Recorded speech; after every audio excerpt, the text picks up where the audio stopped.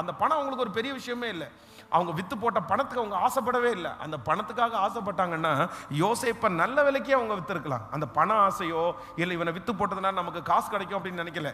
இவன் வீட்டை விட்டு தொலைஞ்சா போதும், இவன் நம்மளை குறித்து நம்ம அம்மா அப்பாட்ட சொல்லி கொடுத்துறான், அதனால அவர் நம்மளை சத்தம் போடுறாருன்னு நினைச்சிட்டு இந்த ஒரு காரணத்துக்காக தங்களுடைய இருதயத்தை கடினப்படுத்தினாங்க.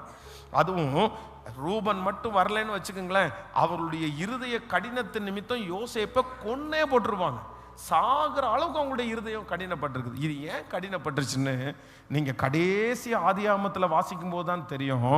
யோசேப்பின் மேல ஆண்டவர் ஒரு பெரிய திட்டம் வச்சிருந்ததுனால தான் இவர்களுடைய இருதயம் என்ன பண்ணியிருக்குன்னா கடினப்பட்டிருக்கிறது.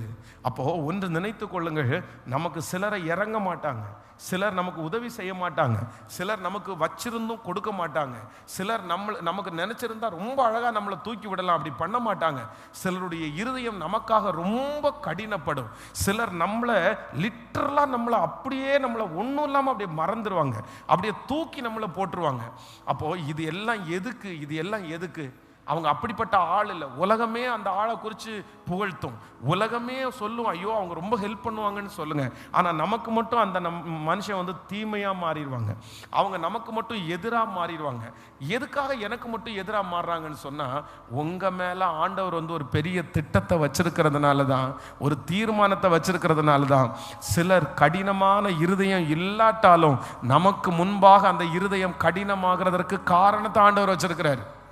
அதனால நம்மை சுற்றி இருக்கிறவர்கள் நம்மளை நேசிக்கலைன்னா அதுக்கு ஒரு காரணம் இருக்குது. எல்லாரையும் நேசிச்சு என்ன நேசிக்கலையா, எல்லாரையும் அரவணைச்சிட்டு என்ன வெறுக்கிறாங்களா, எந்த ஒரு இடத்துல ஒரே ஒரு தேவனுடைய பிள்ளை மட்டும் டார்கெட் பண்ணப்படுறாங்களோ, எந்த இடத்துல ஒரு தேவனுடைய பிள்ளை மட்டும் அற்பமா நினைக்கிறாங்களோ, எந்த இடத்துல ஒரு பிள்ளை மட்டும் ரொம்ப கஷ்டத்தை அனுபவிக்குதோ, எல்லாருக்கும் நல்லவங்க, உங்களுக்கு மட்டும் அவங்க விரோதி, எல்லாரையும் அரவணைப்பாங்க, உங்களை மட்டும் பார்த்தா பிடிக்காது, எல்லாருக்கும் உதவி செய்வாங்க, ஆனா உங்களுக்கு மட்டும் ஒண்ணுமே செய்ய மாட்டாங்க, வர்றதையும் தடுத்து போடுவாங்க.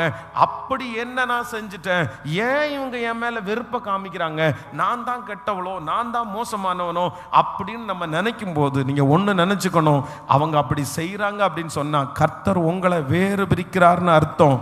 ஆண்டவர் உங்களுக்கு செய்யணும்னு நினைக்கிறாரு, ஆண்டவர் உங்களை தூக்கி விடணும்னு நினைக்கிறாரு. உங்களுக்கு வர வேண்டிய உதவிகள் எல்லாம் பரலோகத்திலிருந்து தான் வரப்போகிறது. நல்ல கரங்களை தட்டி அந்த பிள்ளைக்கா இருக்கலாம், அந்த மகனுக்காய் மகளுக்காய் இருக்கலாம், எந்த இடத்துல இருந்தாலும் சிலருடைய கசப்புகளும் சிலருடைய மன வருத்தங்களும் நமக்கு விரோதமாய் வருகிறதற்கு பெரிய நோக்கம் உண்டு.